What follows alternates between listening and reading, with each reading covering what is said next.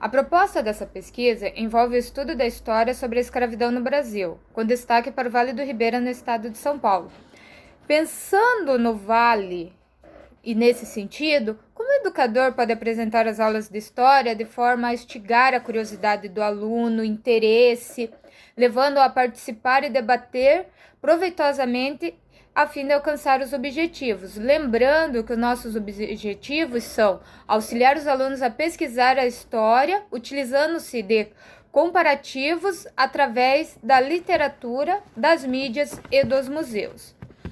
Como objetivo específico, também podemos analisar o conhecimento histórico, que ele pode ser corrompido ou até mesmo esquecido, através da teledramaturgia e literatura.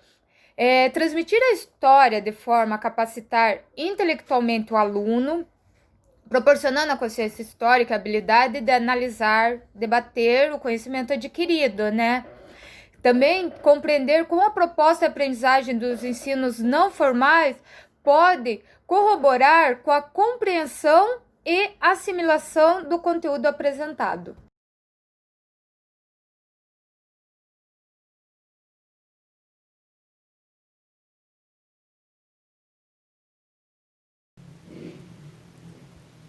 Para desenvolver o tema proposto sobre escravidão no Brasil, analisamos o contexto histórico no Vale do Ribeira, onde relata em cada cidade, fala um pouco sobre como que foi esse processo, como que foi essa existência de escravos aqui, o trabalho no processo de construção das cidades, Então optamos pela visita ao museu na cidade de Miracatu.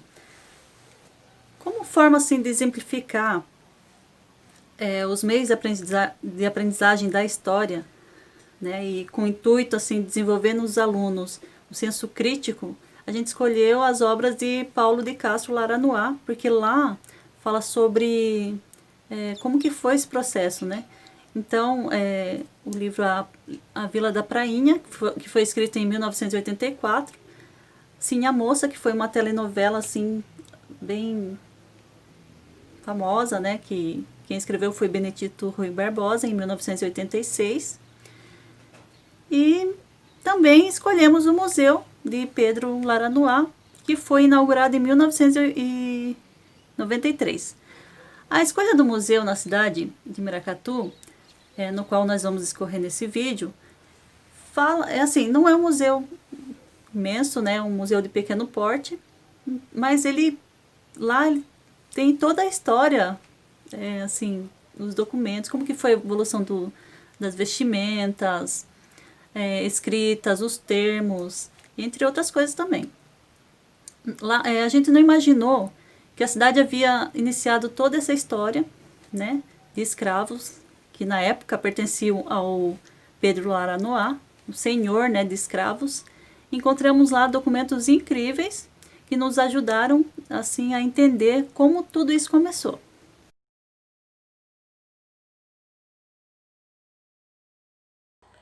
No Brasil, essa ação educativa de museu apresentou-se como um complemento do ensino escolar, influenciado principalmente pela nova escola, onde os espaços de pesquisa preservam a memória e a cultura da humanidade e abrigam assim coleções de valores inestimáveis que são importantes não só para a pesquisa, mas também para a educação, gerando aí motivação, curiosidade e alguns questionamentos, além da aprendizagem de elementos tanto cognitivos como afetivos. Trata-se de um espaço de contemplação, de encantamento, de pesquisa, de lazer, de questionamentos, de aprendizado, de vivências, que se constituem um importante meio para propiciar a ampliação cultural e científica dos cidadãos e interpretar a realidade.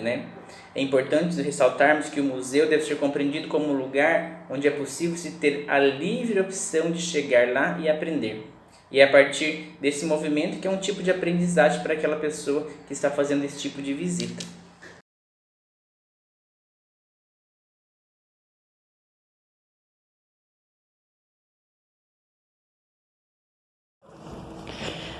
Na visita que fizemos no museu aqui em Miracatu, Museu Pedro Laranois, contamos com a ajuda do Sr. Laerte, que é um grande conhecedor da história aqui da nossa cidade.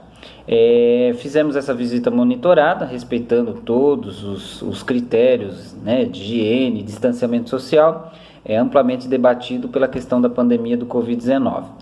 E ele nos contou, né, que em 30 de novembro de 1983, este museu municipal, Pedro Larainoá, foi inaugurado. E foi realizado através de uma homenagem, né, do seu bisneto, o senhor Paulo de Castro Larainoá, conhecido aqui na cidade como o senhor Paulinho, que eu também tive o prazer de conhecê-lo pessoalmente. Dentro da história da nossa cidade, né, genericamente, podemos dizer que o imigrante francês Pedro Larainoá, ele adquiriu terras, né, às margens do rio São Lourenço, que construiu uma barragem, o tanque, para movimentar a cultura que era bem presente na época, né, o engenho de arroz, e ali foi montado. Iniciou as primeiras plantações e mais tarde criações de gado, como todo o desenvolvimento dos pequenos povoados. A fazenda passou a ser conhecida com o nome de Prainha, devido a uma pequena praia que existia aqui na nossa cidade, onde os canoeiros paravam para o seu descanso normal.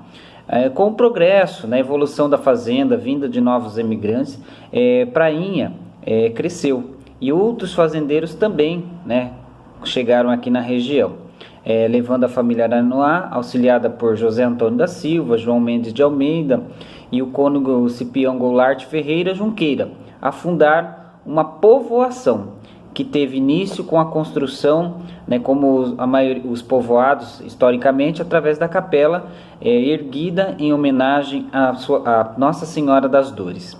O tanque, né, a título de curiosidade que eu citei, e o livro, né, traz bem isso, segundo também o seu Laerte Camargo, ele ficava aqui onde se encontra a rodoviária municipal. O nosso museu, apesar de pequeno, ele guarda uma grande história, né, de comunidades e desenvolvimento do Vale do Ribeira. E lá também um grande acervo, né, que inclusive é um museu que serve de apoio a projetos e programas do governo do estado de São Paulo.